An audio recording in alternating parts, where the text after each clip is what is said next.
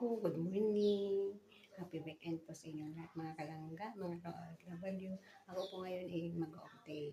Kaso mamaya pa naman po alas 3. Kasi maglilinis muna ako bago umalis. Ngayon po ako magluluto ng aking ulam para doon sa aking kwarto. Para hindi na po ako magluto doon. Kaya bumili po ako kapon ng sarili kong isda.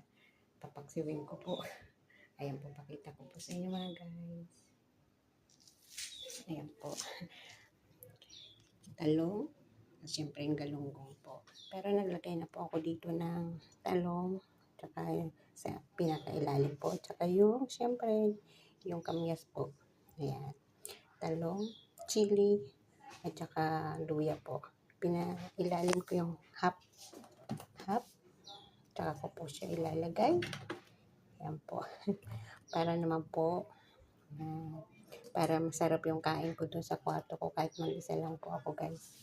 Tapos po, ilalagay po natin itong ibabawan po natin siya guys. Ayan. Para naman po masarap yung ating pagkain. Hindi po puro noodles. Katulad ngayon noodles na naman po. Kagabi noodles po yung order nila. Tapos ngayon na naman po noodles na naman po. Ako yung magkakaroon na ng sakit nito sa kidney Hindi po maganda araw-araw po noodles. Kaya gumawa na po ako ng sarili ko. Ayan. Po guys. Yun po. Lalagyan natin ng tubig konti para po siya kumulo. Okay guys, bye-bye po.